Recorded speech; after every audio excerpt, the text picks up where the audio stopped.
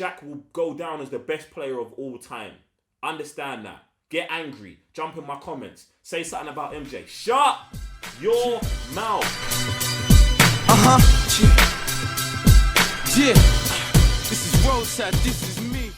Guys, what's good? It's me, Joe, your favorite player that's not in the league. If you haven't already, make sure you subscribe to my channel so you can get this NBA goodness every single week. And if you haven't already, make sure you also leave a like. And if you're a hater, leave a like too. Guys, this week, every question is from you guys, the viewers, from the last video's comment section. So if you haven't already, go down there. Well, watch the video first, see what questions I answer, then put your questions down there, and it might make the next video. Do that now.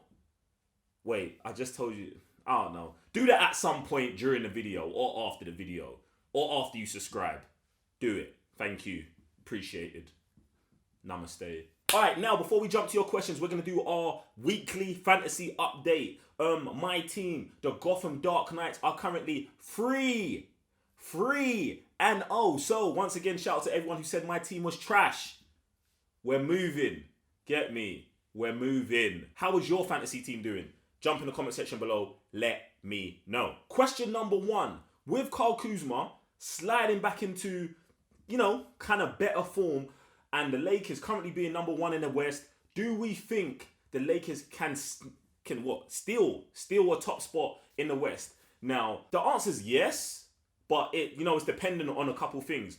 One thing's first, it wouldn't be stealing a spot if they finished in the top 2. Do you know what I'm saying? Like, they've got 2 of the best 5 players in the league and a good supporting cast. So that would not be crazy at all. But what I do think it is dependent on is on how healthy everyone stays. Like, Anthony Davis, I don't think's played 82 games ever in his career. So I'm just going to guess that at some point he's going to go down. He's already having a couple shoulder injuries already, or I don't want to say injuries, but scares, So I think it's dependent on that. Who knows? LeBron is in his 17th season. He is one of the players with the best longevity ever, but may he pick up an injury or something like that? I think that's what we need to keep an eye out with the Lakers. But if their defense stays as the number 1 defense in the NBA, they're going to finish in the top 2 spots in the West. That just makes sense. Like, when they say defense wins championships, that's a thing. That's a real thing. Yeah. All right, question number 2. Philly. Do you think they're going to be one of the ones coming out of the East? Or do you think it's going to be someone else like the Bucks or Boston or something? Listen, from last season, I think that Philly's been the best team in the East since last season. This season, they're better than they was last season. I definitely think it's Philadelphia's to lose coming out of the East. They've got, I don't want to say the best big man, but they've got Joel Embiid. He should be an MVP candidate if he just, does what he does on the court. All the off-court antics, even though I love that stuff. I love it when he trolls, man, and that. Focus. We need to focus. And no more Dragon Ball Z and cheeseburgers before games. Not that there's anything wrong with Dragon Ball Z, but come, fam. 10 minutes before the game, you're eating a cheeseburger and Dragon Ball Z. Allow them things there.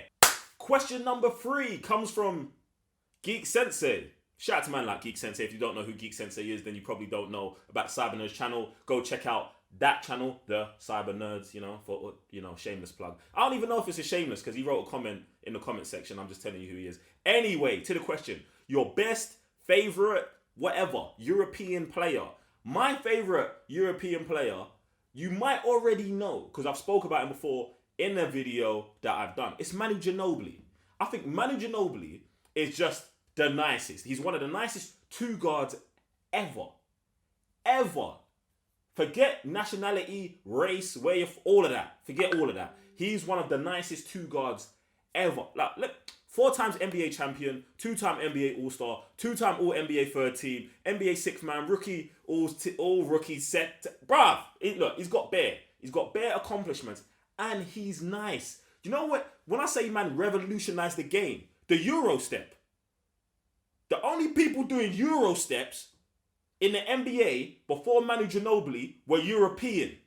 Now, it's just part of everyone's package. It just comes with your NBA workout package. Euro step.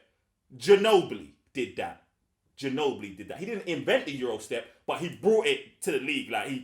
he did that. Like, he's like the godfather of the Euro step. So like when you're at home practicing and you're doing all that, that's Ginobili.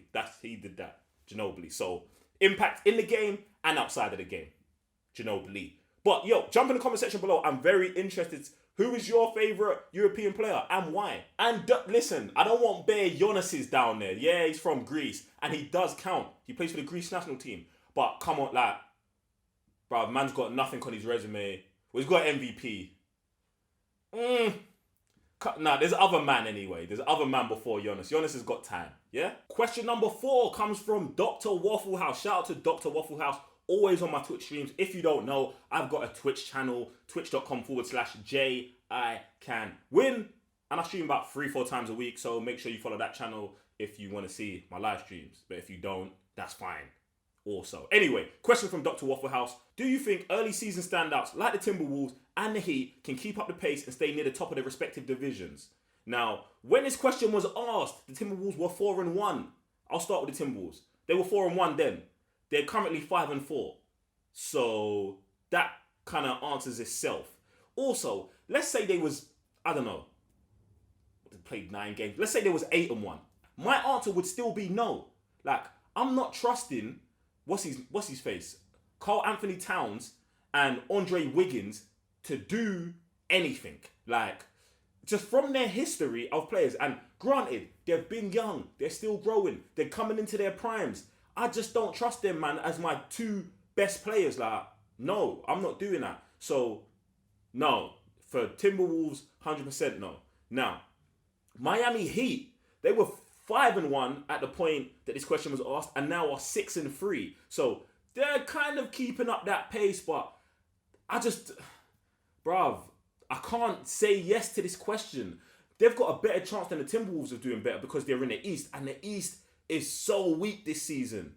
Jump in the comment section below if you believe the East is weak this season. Like, it's ultra weak. But I just don't know. I don't see the Heat doing it either. I mean, their best player is Jimmy Butler. Tyler Hero is a savage. They've got great, I think they're the best 3-point shooting team in the NBA currently. But I'm still saying no. I don't think they're not getting, I don't think they're getting a top 4 spot. Maybe they might. I don't know.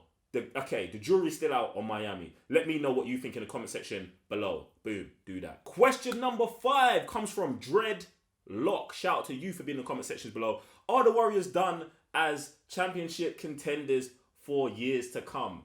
I feel like a similar type of question about Golden State is asked every week. And my answer is yes. Like, bruv, the undefeated Golden State cheat code team is over. That was over when KD left. Now, right now, we've just entered what I'm going to call tank season.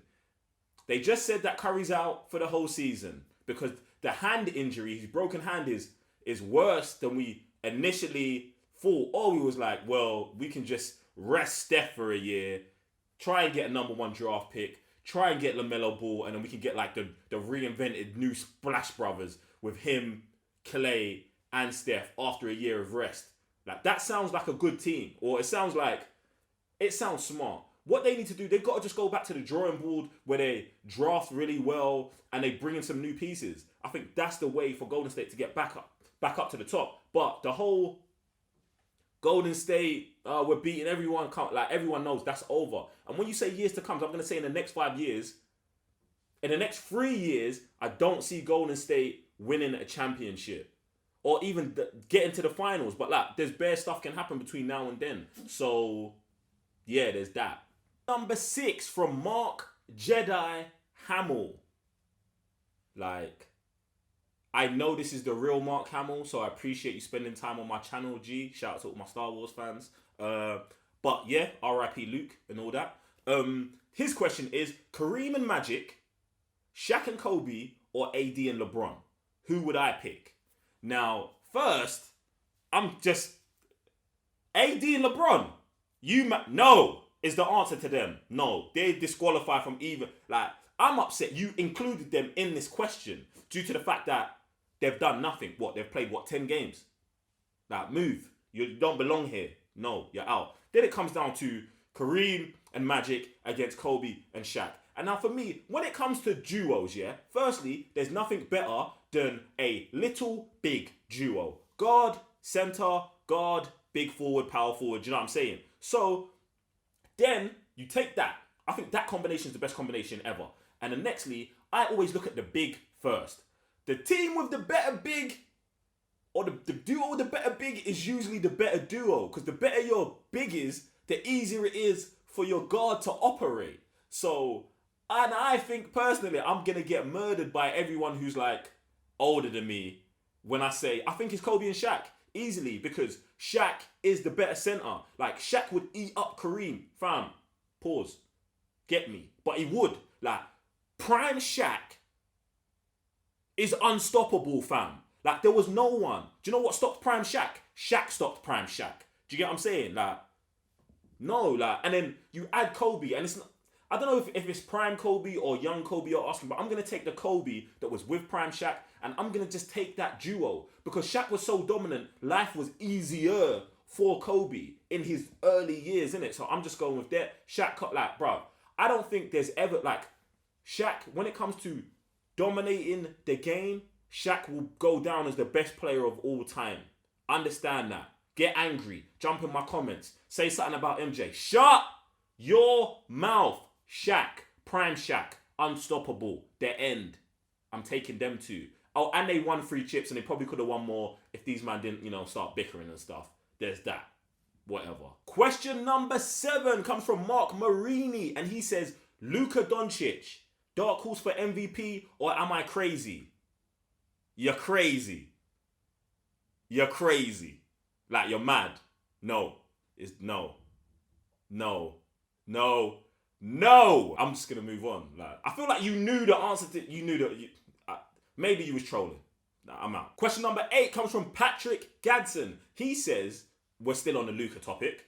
Is Luka Doncic and Kristaps Porzingis a better duo than James Harden, Russell Westbrook? Yes, I'm going to say, do you know what, yeah? It's someone's just going to jump in the comments and be like, well, their NBA records are the same right now and blah, blah, all this other stuff. But like I said earlier in the video, I don't think there's any better combo than a big and a little. And I think those two games complement each other way more than 2 super guards. Do you know what I'm saying? Like, I don't know. I'm going to say now, jump in the comments section below and show me teams where their 2 best players are both guards that won championships. Do you get what I'm saying? Do that for me. So I'm not saying that Kristaps and Luka are gonna win championships, but I'm just saying those duos there for me are way more better than when you've got 2 super guards. Because at the end of the game, who's gonna shoot it? Who's shooting it? And if Westbrook's on your team, he's going to try and shoot it, and he can't. Let me not even get onto the Westbrook hate. That is another story for another time. Question number 9 and our last question of the video comes from Rebel Berhanu. Hopefully I said that right. I'm terrible with saying names, but you already know that because you probably watched my NBA fantasy video where I just butchered everyone's name in the league. Anyway, his question is, who do you think is the GOAT? LeBron. And I'm not even going to break that down. The answer is LeBron. Who said MJ, shut up? Someone said Kobe. No. LeBron. James, LeBron, him, that man. If you got beef with that answer, comment section below and we can have it out. Or, bro, I could do a whole video on just that. I'm now giving you guys ideas. Anyway, it's LeBron. Moving on. Guys, that brings us to the end of this video. Shout out to everyone who's been locked in. If you haven't already, jump in the comment section below and leave a comment. Don't forget to subscribe and like. And your questions will be on the next video. So, there's that. Other than that, I'm Joe. See you later. Peace. Yeah. Yeah. This is Roadside. This is me. This is me. Get in tune with it. Hey, this ain't urban at all. Nah. Hey, listen. Look, this is for the dude.